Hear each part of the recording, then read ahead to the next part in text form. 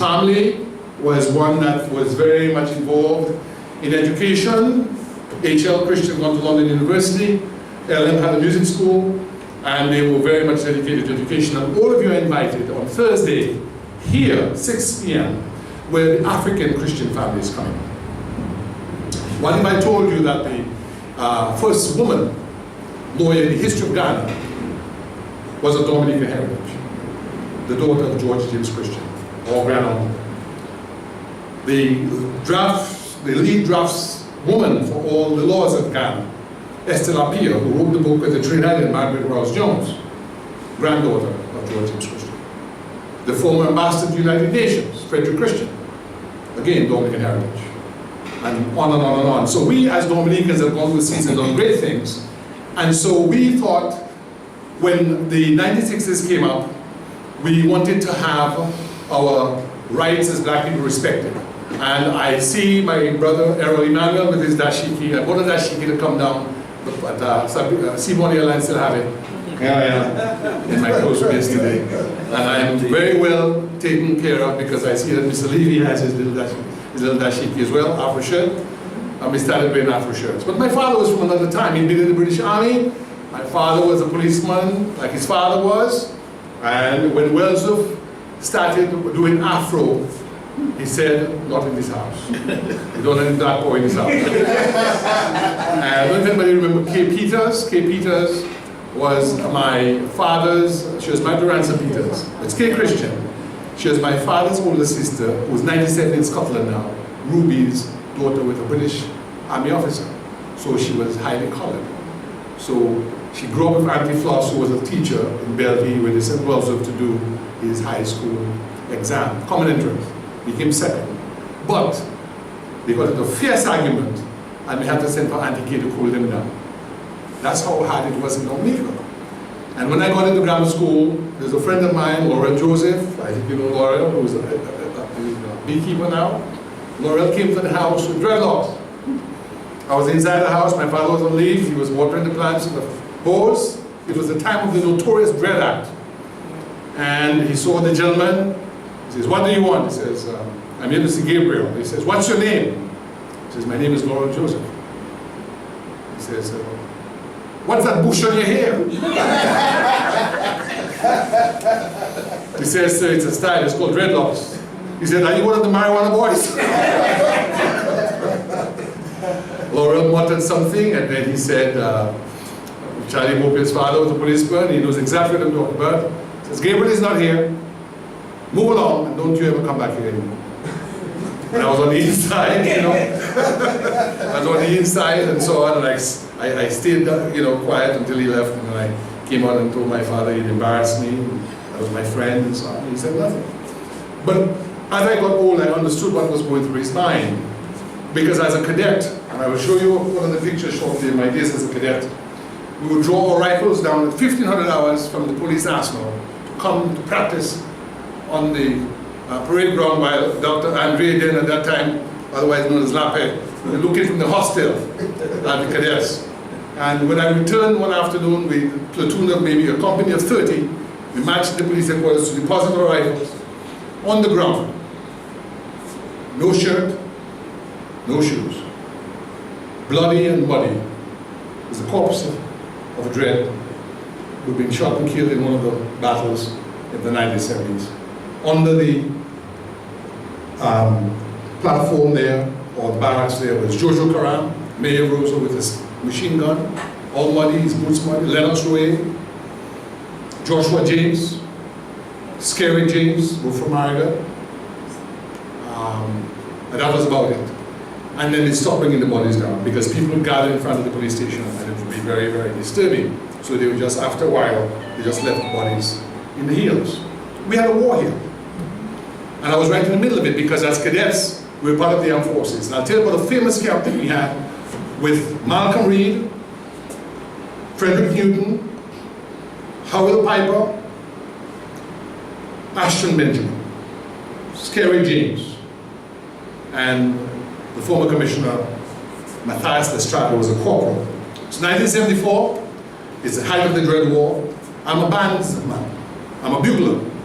and there's to be a church parade, so they brought us along. We got dumpers from the public works, and we go in through town, and people say, oh, Babylon, look at you, Babylon. Anybody knows what Babylon is? What's Babylon? 1974, again, not trying to use anything that is not less, the Queen's English, but the song in 1974, there are two songs. Massa Day is done, black man have the crumb, black man sweeter than white man, black man stronger than white man. I'm not sure whether that was Soames or Caterer. Somebody will help me out who's of that age group. And the crowd created its own song, which was, we don't want no Babylon, we don't want no Babylon, we don't want no Babylon. Babylon is total, total. Well, there's an F word that I think I've got enough this afternoon. I'm damaged this afternoon to my character, so I'm not going to. But that was the sort of ferment in the community. So we go to the camp, we're keeping guard. I'm giving a lane field with 5 rounds. And the police special service unit and the defense force have gone on night exercises, and it's about 1 o'clock. And I have the rifle, and I'm keeping guard. And I see Malcolm Reed, then a lieutenant, coming to the La Plaine police station, which is where we're camping on the ground. And I knew Reed because we would have parades, National Day parades, so I knew who he was, but I had to go through motions. I said, halt, who goes? Password, portage. And he just said, oh, you F off. I just brushed past him. I said, yes, sir. I'm a cadet, and I just F'd off myself, and I just went in. The next day is something that I will never forget. We took out our belts and our caps and our accoutrement, put our musical instruments aside. Practice Patrick John, HL Christian, the whole cabinet, Warner Hill. SSU Defense Force formed the riot squad, and we were rioters. We were throwing little pebbles, little tufts of grass, nothing. It's play acting. And Leonard Troy reads out the riot act. They put the man up that says, smoke or we disperse or we smoke. And they opened fire with blanks and with smoke grenades, not tear gas. And I was arrested by a defense forceman called Dodal. Pont, well, not really arrested, just, play acting, and then we had lunch. I remember we had rice with corned beef and onions. And we went back to Roseau. That was 1974. 4 years later, as a student at the 6th floor, under the tutelage at that time of people like Kay Polidor, the principal, and Levy. I was with Ricky Alport, I don't know whether Richard was in country, Dexter Francis, and the others, at the May 29th riot. But the same people who had camped with a 14-year-old cadet laying next to. By that time, Skerritt had been killed. Skerritt was killed in a shooting incident with Lennox Roy. They were night exercises, and the machine gun went off and riddled Skerritt in the groin. They sent him to Boone, Jamaica, University Hospital, and he perished after very difficult surgery. I was at the parade. This was the last parade I went on with my father. Lennox was gotten rid of. We went to New York, and then you have the riot on May 29th. And we know what happens. Julius Timothy is killed, and the government is changed after the general strike led by the Committee of National Salvation. Philip Timothy, what did I say? Yes. Philip Timothy, sorry. Julius is still with us. Yes, Philip Timothy. My friend, Charlie Beaupé knows because we lived in the 1960s on Boys Avenue. Mr. Beaupé's father was the governor's chauffeur. I can see him, he looks very much like his father. And we go on the power right here with Philip. And we go up to Champagne and Silver Lake, come down on tubes. So when Brian Allen saw me, he held me back, or I could have been shot, but here was Philip lying dead.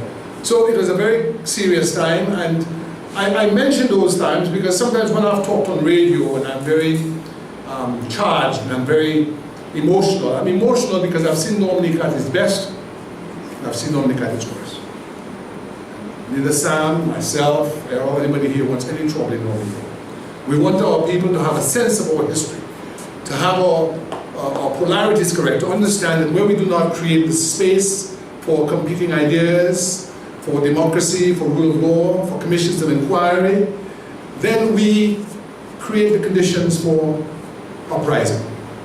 People in Haiti and other countries that have not understood that, Venezuela of late, they rule the day. Because who wants to go and invest in a country where people are fighting each other? Who wants to visit a country where people are fighting each other? So when we have said commission of inquiry, we are dealing with our tradition. Let me give you an example. In 2006, Irving did the biography of Dr. McIntyre. And I was in Dominica with Brandon Cole, whose grandfather worked with Dr. King. He's African American, his parents are church people with the African Methodist Episcopal Church. Do you know why there's an African Methodist Episcopal Church? So the Africans enslaved in America, the African Americans, in the early days the Methodists wouldn't accept them. In the early days the Episcopalians would not accept them. So they said, okay, to heck with it, we'll form the African Methodist Episcopal Church, AME. It's now one of the wealthiest African American congregations with budgets of 10, 20 million. They just bought 2 buildings, one for 20 million, one for 10 million recently. And this young man was with me, and we went and we met Dr. Andre. And he pulled me aside, Kathy's uncle, the late great surgeon, Dr. Donald Desmond Matter. Wonderful piece of work, you must all get it. It tells you about the Irish, the Scottish Irish. You look at Kathy there, she's Scottish Irish, African. Very, very interesting story. Sure he's not Indian. Sam, I will stand before you leave. Yeah, 1 second, Sam, just give me 1 second. And he pulls me aside and tells me, Gabe, guess what I got? I said, well, he says, I got the Commission of Inquiry report into the 1963 Canada. That report by Justice Selmanad, the commissioner from Grenada, had the names of all those who were wounded. It had all of the evidence, at least the summary that was taken. Had the British not empaneled, the administrator was Colonel Lovelace, a commission would have been at sea. We would not have had the framework upon which to do the research, because once we had the names of the witnesses, those who were living, what did we do with it? We contacted them. But can you imagine if the fire had taken place and nobody had done anything and it was Tara told Tara this and hearsay and the oral tradition? Nothing. But because we had a protocol that said that when you have matters in controversy in society, you empanel a commission. Commission means you take evidence under oath, subpoena witnesses, you make recommendations to prevent the reoccurrence of whatever it is being complained about. You make a book, you make a deposition transcript, you have a brief that's prepared. You may recommend prosecution. Anybody there yet? Any riot yet? No. Any shooting? Any house burning? Any breaking of windows by the Muslim store? Any shooting of tear gas? It's clear as day that as I looked at Commandant Pineras, I went online and there was nothing on that program where the people who made the Grenada Revolution were there. The future Prime Minister of Guyana was there, President Ramota was there. The future Prime Minister, Deputy Prime Minister St. Lucia, Mario Mitchell, slept right next to me. Mario Mitchell of St. Lucia, who later became Deputy Prime Minister. Nobody had taken the time to write anything about it. So I decided to write about the trip, but I could not talk about the trip in isolation. So I decided to talk about what took place before the trip, about the movement for New Dominica, the return of Rosie Douglas, the Dread War, the ferment about radical ideas. We are going into independence, so we become a socialist country. I remember Raymond Lawrence saying to me, well, you know, this independence thing is a good idea, you know, but what about Idi Amin? In those days, there was a guy called Idi Amin. Mr. Paris, remember who Idi Amin was? Uganda. A fierce and ruthless leader who destroyed Uganda and took it many years to come back. I remember when I was in 5th form, we did biology with a book produced by Makerere University, Kampala. Makerere University was considered the Harvard of East Africa.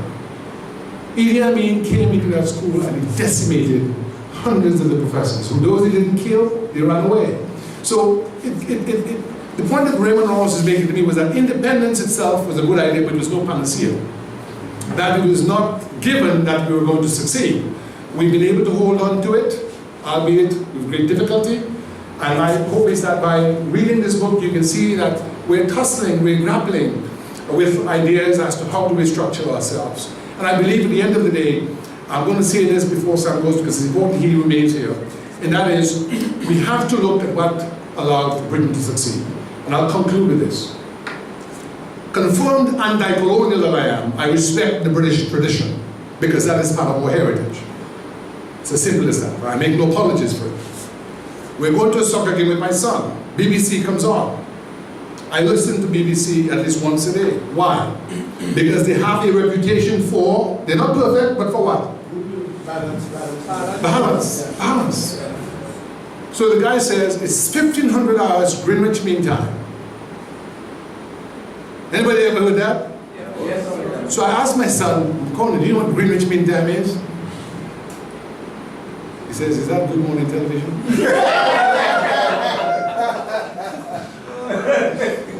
I said, no, son.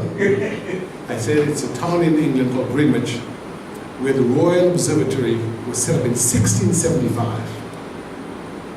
1675. And in the 1870s, it was in that town that the British convened an international committee to decide upon timekeeping. Right. Now, if I call a meeting for timekeeping, I'm not sure how many people come.